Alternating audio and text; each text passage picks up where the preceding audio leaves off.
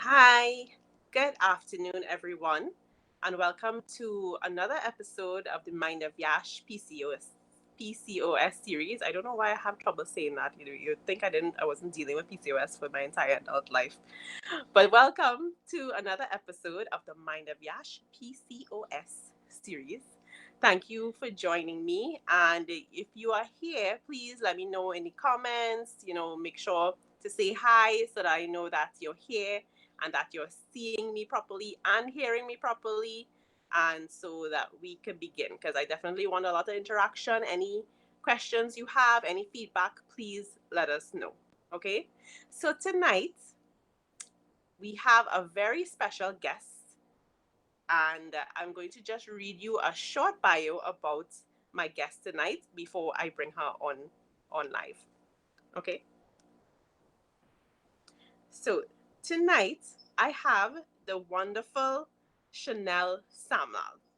Shenille has a background in geosciences, specifically a bachelor's degree in petroleum geoscience, a master's in structural geology and geophysics, and she was diagnosed with Hashimoto's thyroiditis in 2017. And when she was diagnosed, it changed her life. She started documenting her journey online.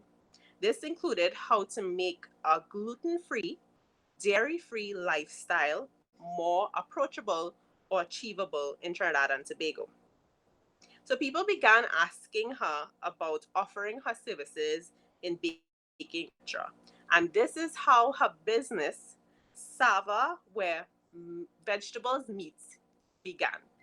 So please let's give a warm welcome to Miss Shenille Samlal. Good night, Chanel. Nice. I hope I pronounced your business name correct. Yeah, It's Sava. it's perfect. Yeah. Okay, awesome, awesome. So thank you so much for joining me tonight. I know this is a polycystic ovarian syndrome series.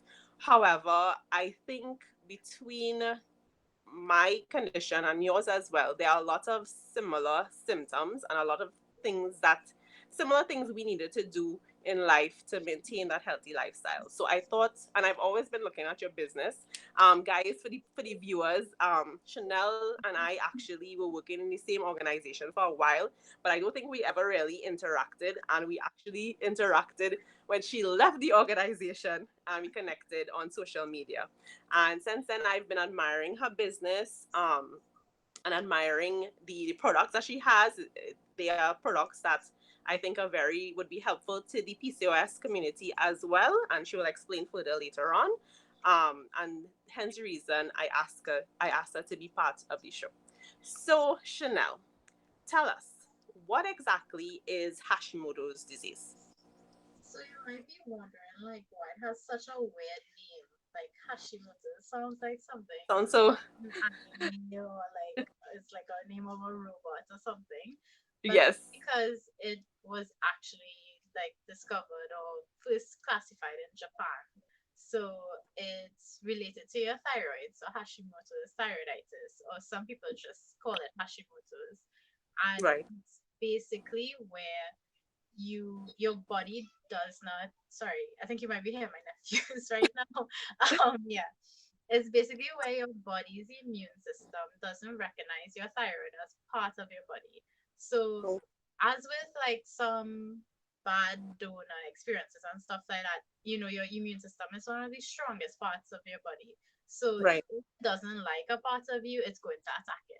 So Mm. Hashimoto's is basically where on a daily basis your thyroid gland is getting attacked by your immune system. And because of Wow. that, it can't function the way that it's supposed to. So you end up usually with symptoms of hypothyroidism. So in this case, like what you were saying, it's really, really similar to the symptoms you'd have with PCOS. So you get like that hormonal imbalance, and you have to deal with hair loss, weight gain, acne. I'm sure some of this is ringing home with you. Yeah. So it's really more of like an autoimmune condition than purely hormonal, but it does reflect as a hormonal imbalance in your body. Okay, okay, I got you. I've always heard about it, but I've never actually done the research Mm. about it. And when we spoke and you told me that's what you were, that was the first time I really kind of looked to see what it was about. And I actually saw that they said that Hashimoto's disease is actually 3 times more likely to occur in women who have PCOS. So yeah. So tell Actually me, so never met a man who's had it. I'm in a yeah. few Facebook groups, like just to, be part of the community. And even there, where there are thousands of people, men are Hmm. maybe in the tens or something like that, if that many. So it's really rare for men. Okay, I actually that didn't even occur to me for some reason that men would have been suffering from it as well. But that's a good thing to note as well. Yeah, men do get it, but it's much rarer than women. Okay, okay, I see. So tell me about your diagnosis story. You said you were diagnosed in 2017, but how did that come about? So it was really weird because like I obviously I'm not gonna wake up in the morning and be like, whoops, what's up with my thyroid? So I was But that, actually losing my hair like a oh, lot. Like clumps of hair when I wash my hair. Um, if I go to bed, I'd wake up with my pillow covered in hair. And I was trying all of our usual remedies, like a little oil treatment, not using any heat and stuff like that. And right. really to no avail. Like it just seemed to almost be getting worse with like me putting more product. It would like glump the hair together and more would come out. Oh So no. I decided to go to a dermatologist, and we realized, well, okay, maybe it is something internal, so let's do some blood work. And we tested like a battery of tests, we did some iron, and he just said, okay, let's just try your thyroid hormone levels. So Right. these are referred to as your TSH, which is I think it's called your thyroid stimulating hormone, which comes from your brain to your thyroid to tell it to Okay. do work. And then there's your T3 and T4, which are the byproducts of that. And when that happened, it just showed a spike. Like my TSH was high, and it was out of nowhere because I'm here going, trying not to lose my hair. The last thing I thought that was going to happen was that something was wrong with like a gland or something like that in my body. And he recommended me to an endocrinologist. And at that point, also the first time I've ever heard of this kind of doctor or anything like that. Right. And when I got there, we realized that it's a maternal link in my family to have a problem with your thyroid. However, because I guess especially for the older generations, it wasn't routine, to go to these specialists when you're young. And it is quite normal for older women to have problems with their thyroid. So like Mhm. both of my aunts and even my grandma, they would have been on thyroid medication in their 60s or 50s, but it could have easily been Hashimoto's in their 20s that they just continued with undiagnosed. So it was like a light bulb for me, Yeah. like there's this potential maternal link of Hashimoto's in my family this entire time, and I had no idea, had no way of knowing. Yeah, yeah, that's so true. I think a lot of our elders and aunts and stuff really dealt with a lot of things silently, or maybe they didn't quite understand Hmm. what they were going through. They might have said it was just something, I don't know, some kind of strange anomaly, or if it's like my mom, some type of superstition or something. They wouldn't have really investigated to see what really could have been the cause. So, and even for me too, like I haven't actually checked my thyroid, to see if that's like actually something that I have to deal with along with the PCOS. So you Mm, put a but idea in my head to maybe try to look into that as well right. to see if that could help anything. I think it's a good lesson for us to learn because, like, with I don't know if it's just like unique to my family, but there's like a thing they don't like to go to the doctor unless it's really bad. So, Yeah, so yeah, I think like regular checkups and just like getting, paying attention to your body really helps because yeah, it not only helps you, it helps like the generations to come. Because if I had known, maybe we could have picked up on it a little earlier for me. right. they could have changed things much earlier. I mean, I have to admit, it's very difficult for me as well to go to the doctor. But worse yet, in terms of taking medications and that sort of thing. So that's why I like what you were doing with your business, and also what I'm trying to do as well, to Right. look at more natural ways to deal with it rather than having to take medication and that sort of thing. So it is a lesson, and even like as you say, for your generations to come, because now I have to consider like my daughter, and if I have any other children, um how that, if it's a genetic factor that Mm-hmm. can be passed on, basically, then she has to be aware, and she needs to start doing things from as early as, so that it doesn't have those effects later on. Yeah. So it really is a good lesson for everyone. Yeah. So tell me, well, I mean, you gave me a little bit, and it's only been what 3 years since you were diagnosed. But before you started, did you make a change right away? How exactly did it affect your life when you got that diagnosis? Well, immediately it was a big change because my doctor at the point in time was, I guess, more of a cynic. Maybe I have changed doctors since. I'll Okay. touch on that in a bit, Yeah. but she made me kind of scared initially, and it pushed me into this mental and physical space that I would say, looking back now, probably wasn't the best, but it did kickstart some of the changes that I had to make. I Okay. think we could have like tried to do it in a different way, but she did make me feel very scared initially. And just to disclaimer, like my lab readings weren't terrible in the beginning. It was Mm-hmm. a slow creeper where it's almost like if my thyroid was getting tired over the years of trying, but still, getting bullied by my immune system. So in the beginning, I had what was called subclinical hypothyroidism. So it's an anomaly, but it doesn't require medication just yet.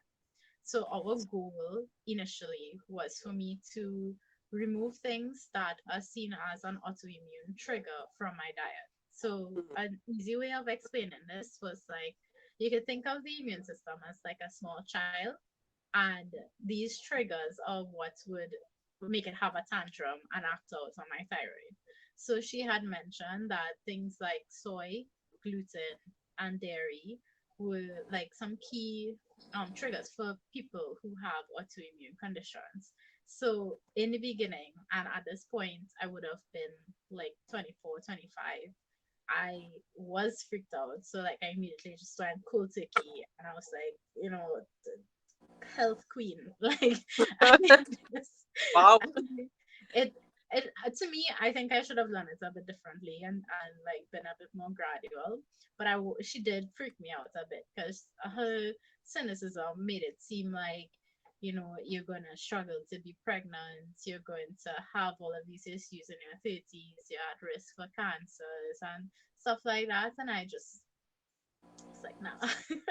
So I jumped straight into it, and that's when, after a few months, I realized like there was almost like a mental and physical fatigue of trying to constantly pay attention to, like, oh my god, what is a bad food, what is a good food, like things like that. And I felt like it was ruining the relationship that I had with food, to a point Yeah.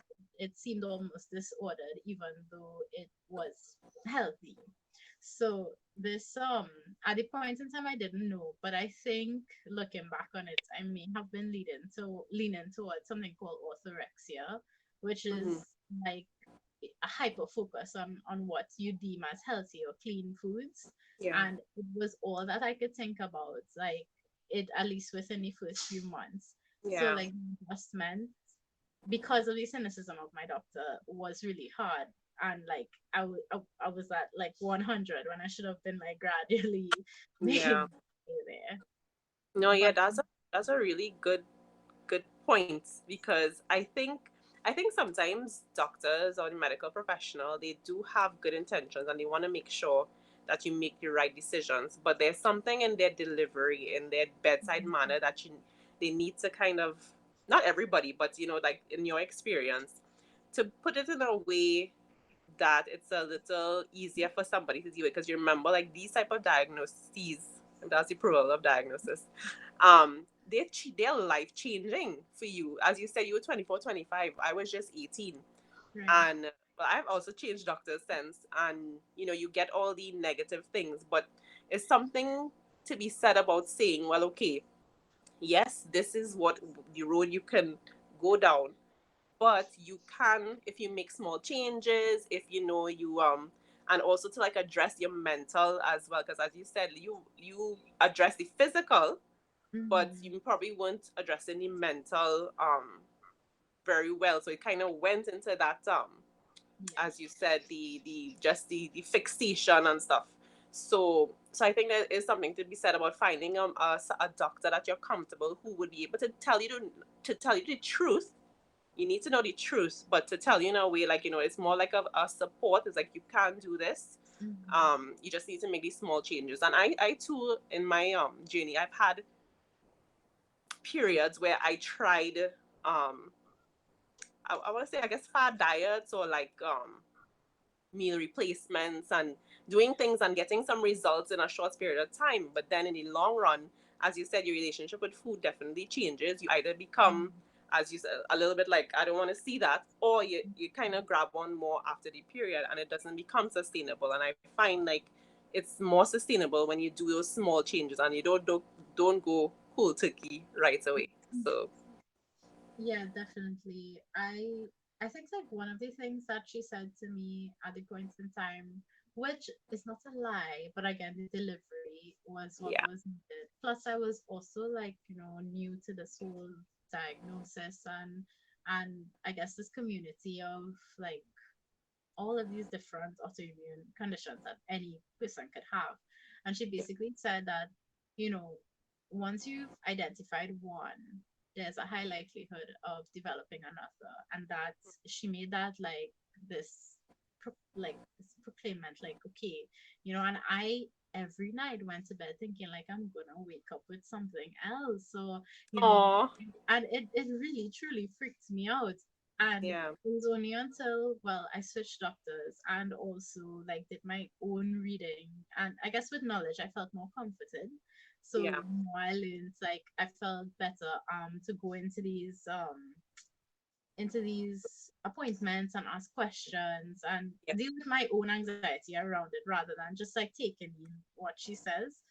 yeah, There's a chance of it happening, but like it's not as high a likelihood as she made it seem originally. yeah, Um, but it took a lot of bravery on my part because I guess like I'm not super outspoken or like confrontational for me to actually leave that relationship that we had yeah, because um, what actually happened was because I started coming with all of these questions and trying to learn more about what I should do to make myself feel better since at the point in time I had not started medication yet and I was trying to prolong that time until I started. um she started giving me tests to do and she would tell me that I'm not going to tell you what this is for. I'll wait until we get the results. And I did not like that. Like, you're asking somebody to take my blood and yeah, like do things with it. At least tell me what you're going to do with it so that I yeah, can come to the next appointment ready to discuss like what's going on. And I think for me that I felt like she was treating me like a child a little bit. And yeah, that was the point where I decided to look for somebody else.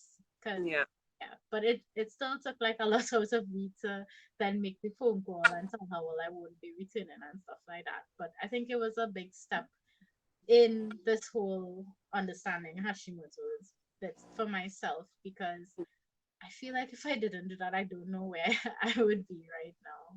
yeah. I'm really glad you did, and those are two really good points as well for our audience. Make sure and you become informed about your condition, or don't do the thing where, like, you go into WebMD or these other and you go down the wrong road. Yeah. But you get the good information from the reliable sites, or even, if you have person in your life who would have that type of knowledge as well. And also ask the questions when you go to your appointments, whatever it is. Make sure you ask the questions, because what you're saying, Chanel, I struggle with that as well, because I don't even think I would have called. I can't remember. I think I just probably decided to just never return and find somebody else that I was more comfortable with. So those are pretty good tips as well. So okay, so what has been your biggest challenge with this condition? Was it that what you just explained, or was there something else that you found was like a bigger challenge with it? I think I'm still experiencing my biggest challenge right now. Yeah, So for there's a I think of the last 3 years as having like some major hallmarks that define the 3 years. So there's the diagnosis. Then that was followed by basically a slow descent into me sleeping constantly, where I literally slept like I had such terrible fatigue. Yes, that was me. Only yeah, waiting, sleeping, drinking a lot of coffee to be awake and work, napping on the way home, going to bed at like really, really early, and not understanding why I was constantly fatigued. yeah, And then I found my new doctor. Did new tests, only to find out that my that hormone from my brain to my thyroid telling it to do with was sky high. My yeah, body was not listening. It was barely giving me energy. And I also had really, really low iron. So like I was just in shambles energy wise. yeah, And so that's like the second year. And then now I think I'm in the third year of it where okay, I've started medication. The thing that I see as like the beginning of the rest of my life because I can't stop. My gland is going to be dependent on this until the very end. And it was something that I had really hoped to prolong at least until, a few more years. But it it was such a difference when I started. Or like yeah, I was like, oh, the days are much longer than I thought. And with it, I thought like it was gonna be this amazing thing that I was gonna have a full head of hair. My eyebrows were gonna stop falling off. I was gonna stop having hormonal acne. I was gonna lose weight like that, and everything was gonna be solved by this one pill. And then when that didn't happen, I had to come to terms with like that loss of expectation because I really had all my hopes and dreams pinned on this. And yeah, I guess that's still the struggle right now for me. That one, the dosage is still something that we're trying to figure out. And it's always like, okay, let's test in 6 months, let's test in 3 months. And it's something that I guess I'm still struggling with. And with that comes all of these surrounding symptoms. But I would say it's what I would think is the hardest part because you never know like what to expect at the next doctor's appointment or something like that. Trying to manage it, but I would still say that's the struggle right now. yeah, yeah. I completely understand because like for checkups for myself as well, my doctor would ask me, well, they usually put you on a pill for diabetic patients called metformin. Right. So she always asks me if I take it, but I am terrible at taking pills in general. And plus, I just try to tell myself, it's like, okay, you don't need it, Yash. If you do this and you keep doing this, then you wouldn't need it, hoping, But I know there have been appointments where I'm thinking I'm doing well, Mm-hmm. and she might see maybe mild version of the cysts, or sometimes none, or sometimes it's like a flare up. So I completely understand you how you feel about going to your next appointment, and even like feeling like do I really want to go to this appointment, but it's really important to make sure that you keep checking up on it and monitoring your progress. Yeah, definitely.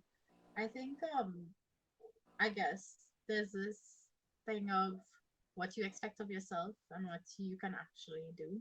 And Yeah, I had sold myself all these dreams that, this medication was going to do everything that I thought it was going to do. yeah, And that I would feel quote unquote normal, that I yeah, wouldn't get tired. I did get like a increased energy with taking it as opposed yeah, to sleeping like 80% of the day. But um I think like, I still feel sad if I see my hair dropping. I don't know if you can notice it, but like I have some sparseness in my eyebrow a little bit. oh, I mean a But little bit, but I thought it was like me because I started ever since the pandemic I just stopped waxing my eyebrows, and I kind of started falling in love The with bushy brow. yeah. But tonight I was looking, I was like, what is this big space here? I'm like, what is going on? So I had a little challenge tonight. So, but Yeah, yeah, the hair loss thing, like surprisingly, there's no like patches or anything like that. But I have certain periods where I'm combing and I'm just watching the hair come out, and I'm like, well, how do I still have hair on my head? You know, that's how I it's feel really sometimes too. Because I'm like, I mean, all of this is there on the ground. I just, I hope it's being renewed somehow. yeah, Mm. Yeah, I yeah, think that's the hardest part. Like actually metering my own expectations versus what's actually happening, and yeah, in doing that, not like overlooking some actual wins because you're expecting like this grand like total 180, but yeah, you're missing like small things in the beginning. So I guess what is newer for me in the last 6 months is like more focusing on what is actually going well versus yeah. how I felt when I just started, when I expected like to come out of the gates like ready for life. I wonder if that's like a science background thing because my husband talks to me about that all the time, like my expectations. But I'm glad that you learning it kind of early on since your diagnosis because it took me years because I always have this expectation in life like I'm supposed to if I pick up some try to pick up a skill today I'm supposed to be like amazing at it tomorrow, and life doesn't work like that. So it's the same with my condition. Okay. I expected certain things of myself. Like, why can't I do this? It's just to do this. Other people are. I would see other people. I didn't know if they had PCOS or not, but they would have struggles, and they would be doing things and getting the results, and I would be struggling. I was really hard on myself, so I completely understand, and it takes a little bit of compassion for yourself because I would be telling other people who are struggling or who need a little encouragement. It's like you can do this. It's a process. Take it one step at a time. But what I was telling myself is like, well, you can't do this. This is what's wrong with you. Like the internal monologue was completely different, and I had to try to consciously change that um to feel some type of difference. It's not like you give up your struggle completely, but it's just something that you have to tell yourself, and you have to kind of try to, I don't want to use the word control, but you just have to rewire your thinking so that you could deal with it a Yeah. bit better. I think a good way to look at it is think of the way that you talk to yourself if you'd ever talk to anybody else like that. And then Yeah, try to talk to yourself like how you talk to a friend. So like yeah, self compassion. I find it yeah. real hard to do, but I've been It's trying to be you know more why. mindful about it. See, Candice says expectation leads to disappointments. If you don't expect things, you won't be disappointed. Okay, that's one way to look at it for sure. It's true, Candice, but at the same time, it's a level of expectations. You probably need to have a little more realistic, like a little closer to realistic, close to optimistic rather than expectations that's just unrealistic or pessimistic. So it's a kind of balance. But Yeah. that what Chanel just said is like I would never say the things I say to myself to somebody else. I wouldn't. The thing is, So like, in the beginning, you don't know what is realistic expectation. So again, like you just don't know. So yeah, sometimes you kind of have to go through this a little bit and meet it, like how you're supposed to expect things of yourself. yeah, true, true, Time. very true. Let me see my other questions. Okay, so basically, well, I guess we could tell that this was the inspiration for your business. But tell me about that business journey. Okay, yeah, sure. So I started on Instagram as like almost like a food diary. So this was after the initial freak out and like removing everything from my diet. And um when I decided, okay, there needs to be a better way to do this because like I'm spending the entire day trying to figure out when and what I'm supposed to eat and stuff like that. Right. And I just started it like posting things that I would eat for the day. And I thought that nobody would care, like remotely, what I ate. Like nobody. So Yeah. it just started off that, like breakfast is this, my snack is that, and it just continued like that. But the more that I tried to make gluten free or dairy free meals, the more I realized that this thing is costly and I don't like it. And then I started to like look into branded gluten free things in particular. And I noticed I was like, what's the point in me eating this when there's less fiber than actually eating something with wheat? Mm. I, so at the point in time, like when I had removed wheat from my diet, and if I had something with it, I started to bloat and I would like get a little puffy. So I realized, okay, maybe I do feel a bit better without it. And if I feel better, I'm just going to continue like that.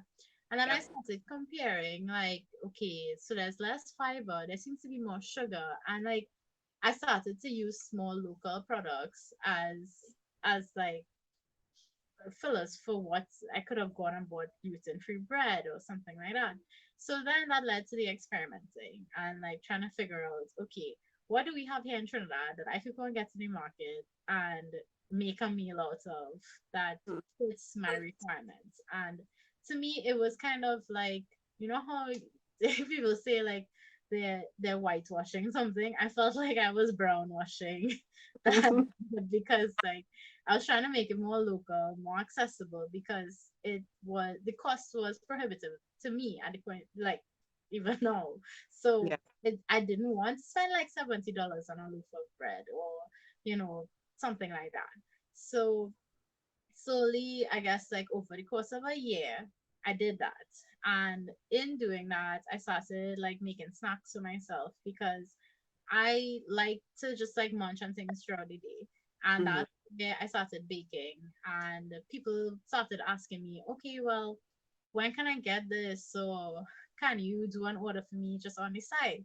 And the gym I was going to, I started bringing them to the gym and sharing it for the guys. And that's where like the infamous Sava brown bag came out from because like all of my packaging now is some sort of like brown bag material or something like that. And I brought the muffins to the gym or to whoever I give it to in little brown bags with like a tape and a wrote their name on it, with a post-it. That eventually evolved into Sava 1 year after. And I chose Sava because it sounds like a Sava.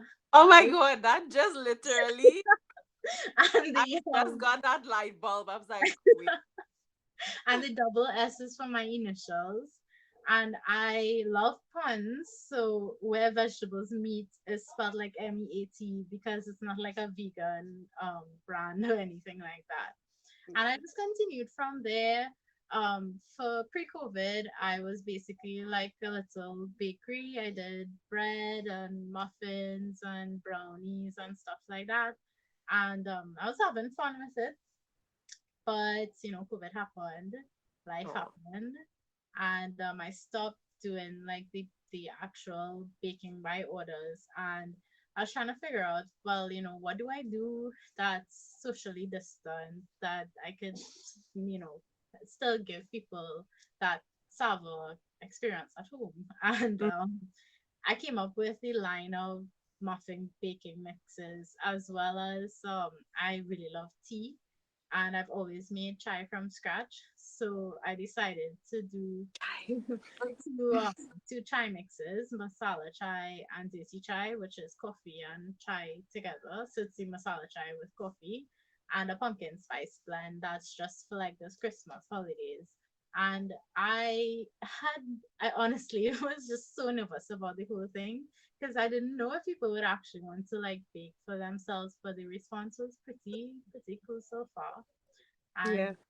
for the Christmas season, I also included like a spiced hot chocolate because as much as like people think of it as like Savas, like this healthy line, it's also about making sure that you don't see any foods as like demons. Like all foods are fine. Mm.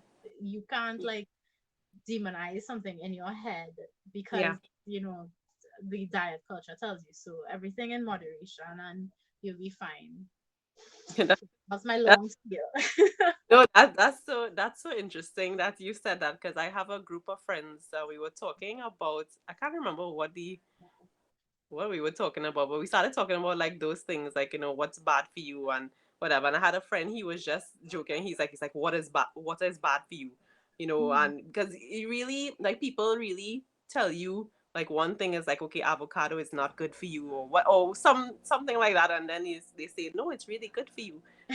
Maybe like a week later. So Yeah. it is about moderation. It's not about um cutting things out completely or anything like that. And something about like when you start to think about diet, it sends you into a panic, your mind and your body into a panic, feeling like okay, I can't have anything that I like for the rest of my life. And it's really not that. You can have it, you can have a little bit, you can have it in moderation, or also in your case and in my case, we had to do food diaries and look Mm. at what you're putting in your body, how it makes you feel afterwards, and make a mental note of those type of things. And eventually, if there's something that's really bad for you, I find like when you slowly cut it off, eventually you don't really feel for it as much, or it's not You could have a little piece and you don't go like crazy, and the next day like you want to buy a whole bag or some Right. kind of a snack or something. It's a little bit easier to deal with. So I just want to point out. So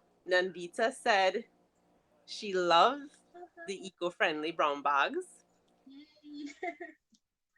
and Candice also says she loved all the muffins. So if Yes, Candice says yes, so, I need to try this. really like them. And she said also that oh, the mixes was a really awesome concept.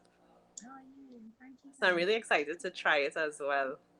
So, but I'm thinking about this. So basically, your business is very young, Yes, young. yeah, it's like 2 years, I think, Oh, but it's still it had like a chunk that I didn't know what to do because yeah. of COVID. So it's just yeah, it's 2 years old with No, like a bunch of time that nothing happened because I no, didn't no, but know how to be. that's still great. It's still great. I think it's still like I feel like I've seen it around a long time, but I don't know if I in COVID time I'm just feeling like things like really long. But I really do admire your push for it, and well, even if you didn't do anything, you're doing something now, and you're getting good response. I really do hope it continues to thrive. Oh, thank you. So let me see what do I have left. Oh, and I also really like puns. Like once I know somebody names a business with a pun, like it makes me like fall in love with the business even more. So like I don't know how I didn't consider the cassava thing before, but I really love that. That's a really good. Someone actually called my phone to ask me if the meat at the end, where vegetables meet, MEAT, is a typo and if it's meant to be MEET. And I was just like, one, I believe you call me to tell me that this is you are, but two, no, it's a pun. And then it was so confused. And then I spent like the next 30 minutes wondering if everybody felt like that. Like, just didn't get it. No, I totally get it. I love those things. I love it. Sometimes I feel like I just want to go into a business to just I don't know, that's marketing probably, to Because just name one, people's yeah, businesses, a pun artist. I don't know. I'll work on the name. So okay, so then what is the most important thing? Well, okay, you dropped out a lot of wisdom, but what is the most important thing you think you've learned through this journey? oof. um, I guess it's not like specifically related to Hashimoto's or anything like thyroid related, Yeah, but I think it links back to that self compassion because it's really easy to spiral when you have something that you know you can't get rid of. Like yeah, I feel like I've been there where you're just like going down this mental drain pipe of how everything is going to be terrible. yeah, And I'm somebody who really wants a family someday. And, having this basically in my own head of reverberations, like you're going to miscarry and all of these things are going to happen to you. And it used to be like really dark, and Yeah. I also didn't know how to share it with anybody because you're gonna sound a little crazy. Like you're gonna sound like, hi, I'm like in my 20s wondering about all of these huge life things. And I think over time that self-compassion became like a pillar of strength, within myself at least, because Yeah. it meant that no matter what bad news I got or whatever, like, test came awry and I have to do further testing and the anxiety associated with that, I could go within myself to self comfort and tell myself, like, okay, we've been through this, it's going to be okay. Let's not like think about what ifs. Let's just do what we have to do right now. Because at a point, the anxiety surrounding the whole situation was really bad, where I didn't even want to go back, didn't want to do Yeah. a follow up test, didn't even want to make a phone call. Like, it it was almost it was almost like, you stall yourself Yeah. in the feelings. So I think, like, just being kind to yourself throughout the whole process, and like being there for yourself, and Mm. letting yourself spiral and exist in this negative space is going to do so much for you beyond Yeah. everything else, because that is the basis on which you're going to continue loving yourself and nourishing yourself and taking care of yourself, making sure you have sleep and all of that. It all comes from, like, you being kind to yourself. And Yeah. I didn't learn that until like this year, I think. And it yeah, I know. So COVID left a lot of time for introspection. So No, it did. yeah, so I think, to me, like, that being that self compassion and being kind to yourself is really the backbone of it. Oh yeah, I love that. And yes, this year, as challenging as it was, it really did leave a lot of time for you to think about things. So for me too, that self compassion probably came the most this year. Mm, Um, and has helped me a lot to just deal with it and just to be open, like how we're talking here, and making sure that we're sharing with other people who feel just as alone and feel that anxiety and that despair sometimes. And it really is to just, as Chanel said, have that compassion for yourself, self compassion, be kind to yourself. There are things that we just can't control, but there are certain things we can control every day. mm, And you just have to take it day by day and make sure that you have somebody you could talk to, that support system. If you want, reach out to us if you need somebody who could relate. Um, and really, I really wanted, like, I wanted to one day have a t-shirt or something to say for PCOS in particular, because I feel like my motto now with it is PCOS is putting care, confidence, and compassion on self, which is mm, something that I didn't do for years. And it really, once you start doing that, then it's easier for you to make better choices for mm, yourself, to stay consistent, to build those sustainable habits. So it really does start from, you always hear people say that as this cliche, like, you love yourself first before you love. And you think it's also cliche, but it really, like, is legit. I like that saying, the PCOS, put what is confidence. Could you say it Putting again? care, Putting confidence, compassion on self. Well, I mean, we can mix up the C's, however, but it's like right. taking care of yourself, being kind to yourself, and then loving yourself and feeling yourself, and just remembering that at the end of the day, you're a beautiful person. You have this struggle, this condition, this. It might not be a literal disease that you have, or but you have something that you're struggling with, but you Mm, still have something that you can offer this world. That's why we're here in the first place. And just like Chanel, she built this business that from her struggle, from her pain point, and it's going to help so many people in their lives for this type of thing. It's just amazing. Just look into yourself and really look at the positives in yourself. It's very easy to go down the negative road. I know that for sure. Chanel knows that for sure. yeah. It's very easy to spiral, as she says, but just take it one step at a time. One morning, wake up, look at yourself. If it's in the mirror, or have something, what helped me is like having things to say to myself. If it is, I'm having anxiety. Just as even as she explained, talking to yourself is like, okay, you've done this before. This is what you have to expect, and this is what you'll do once you get the results or whatever. So just take those steps to help you and to help the people around you. Oh, let me see. Candace just left a. No, she said, really inspirational, honeys. You guys are right. Self care is most important. And yeah, that's why I had my guest on last week as well to talk about self care. It wasn't directly PCOS related, but I just realized that something so simple and not just like, bathing and stuff like that, but like just taking time to take care of your body, take care of your mental, your emotional, your spiritual. Like sometimes we put ourselves at the bottom of the list sometimes, and I really want people to change it, Yeah. put us at the top.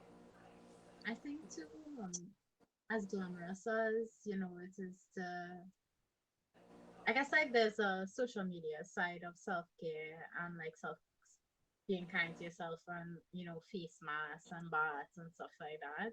But sometimes you feel so trash that even just like washing your face or choosing to stay in that day or sleeping in a little later. There's like this not so glamorous side to self-care that's literally allowing yourself to do nothing, which I think as women we are programmed to always be like doing something, and Yeah. most of the time it's not for ourselves.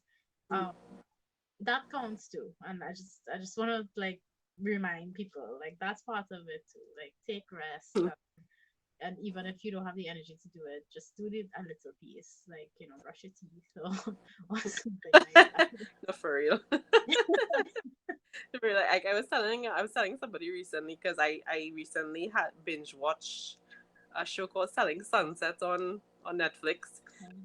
And that felt so good to me because like I didn't sit down and binge watch something in so long, and I don't know, it just made me happy just to be able to sit down and like look at it and like have a little me time. Yeah, definitely. So those things are really important.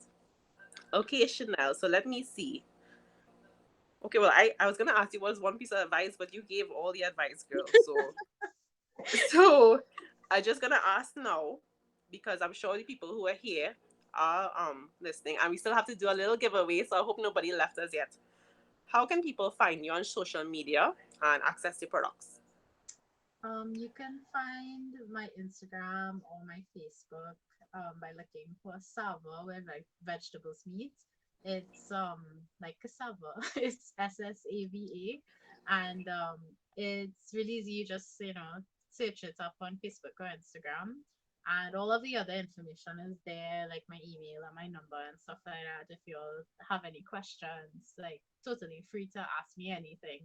Um, and the products are available. You could just like take a little browse, and I love when someone's making something, like when they're trying it and they're messaging me. So like there was this girl we've never met, we've never spoken before or anything, and she tried out one of the mixes, and we basically ended up having like a little baking together virtually because she was nervous about making it, and I enjoyed that so much. So feel free, if like y'all have any questions about any of the things, just message me. I'm always available. Oh, I love that, and like making the connections as well. That's really nice. I don't know how I am about baking. Maybe I'll try it. My husband is the baker, but No. I'm willing to check it out. Try it.